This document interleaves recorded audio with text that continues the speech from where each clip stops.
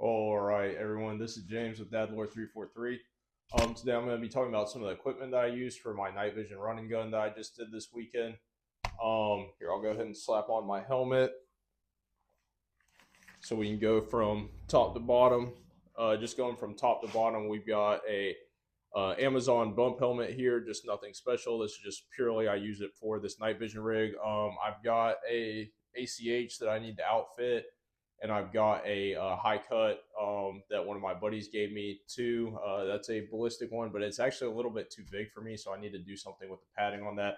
But so for now, I'm using this little Amazon bump helmet. We've got a fake Wilcox G24 on there with a fake eBay Special J arm.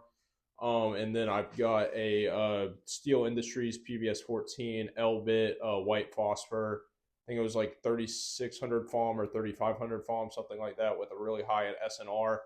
Unfortunately, this one, it came blim free when I got it, but I put a blim in it because I left it in a buddy's vehicle in the back of it. He went to get something out of the back of that vehicle and turned on his light, and I did not have a cover over this, like a ding dong. And so it sat there for a minute. I didn't realize, and I was like, oh crap. I grabbed it. I didn't realize it had a blim in it when I first got it back. But then a couple days later, I was looking at my wall in my bathroom or whatever, a white wall. I noticed a big fat A-zone blim in there that I'll put up now for everybody to see. But yeah, but besides that, it works great. It's a good little PBS 14. I've also got this counterweight in the back, and actually, what I use for a counterweight is a 17 round Glock magazine. So, yep, there we go, a little 17 round magazine for the counterweight for the PBS 14. I think it works pretty well, and it's a little bit utilitarian if I ever did need to utilize that. Hopefully not. But then going down, this is a Shellback Banshee plate carrier. I got it a little while back, probably about 4 or 5 years ago. It's held up great.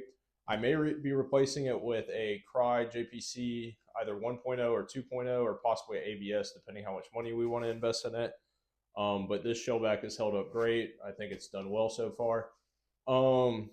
Going down, we've got, or inside the plate, we got some RMA level 4 plates. Going down, we've got my little cell phone holder from Amazon with the American flag because I am American. Then after that, we've got some Blue Force Gear 10-speed pouches, Blue Force Gear double M4 mag pouch there, some long extended pistol mag pouches right there for my Glock. During the competition, this is pretty much all I ran was these extended mags. I had 2 of these in these pouches and 2 in my pocket. And then I had a 17 and a 21 round mag on this belt line here. And I have a radio pouch back there for my little radio. But during this run and gun, I put a water bottle in there, level 4 plate in the back. And then we got a utility pouch right here. And then this is a trauma kit normally, or it's a holder for a trauma kit, but during the run and gun, I use this as an extra dump pouch. I've got one on the belt line, but just more room is always better for stuff like that. I also carry a IFAK on my belt line, obviously. That's a requirement during the run and gun that you carry medical. And then going down on the belt line, we've got some mechanics gloves. It's a Blue Force Gear belt. I forgot what it's called exactly. Then we've got our Blue Force Gear pistol mag pouches, Blue Force Gear rifle mag pouch, Blue Force Gear dump pouch, Blue Force Gear IFAK back there.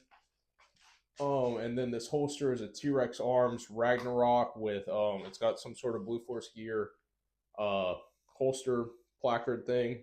Forgot what that's called. I don't really know. But, and I got a tourniquet, extra tourniquet right there. But, yeah, so I mean, that's pretty much my equipment. It's not the best. And it can always be better. I've got a lot to improve on, but this is just what I've been using for the past little bit for shooting competitions, milsim games, and other endeavors. Going over my weapons first, we'll talk about my Hodgepodge Glock 19 right here. If you guys see my Glock 19 video, you know how much I love the Glock 19. My plan is to eventually get this to be my Glock 17, put a light a bigger light on my Glock 17 and possibly put this optic on there. But this is it's basically all Glock 19 stuff. It's got a PSA dagger upper, but it's got all Glock 19 internals in here, including a Glock 19 barrel. And then it's got this Holosun 507C with the ACSS reticle on there. And this thing did great. I mean, it held up great. It was easy to see under the nod. It was easy to pick up. I mean, it's a good little red dot. I mean, I'm happy with it. I appreciate how it worked. Did not get any water or any crud in there, really. So this handgun worked great. And normally I do have some failures with my Glocks. Normally they'll jam up. They'll kind of get stuck back there during the run and gun just from crud or getting water in them or whatever it may be. And like I said, I used the majority extended mags. One time I was at my first ever run and gun, and I was talking to a gentleman there who had all extended mags, and he was like, "Oh, why would you run anything besides extended mags if there's no magazine limit?" And I was like, that makes sense. I'm going to start doing that. So that's exactly what I started doing. It seems to worked out well. It is kind of nice that you just have that extra bit of ammo, that you don't have to worry about reloading and costing yourself precious seconds during a lot of these shooting stages.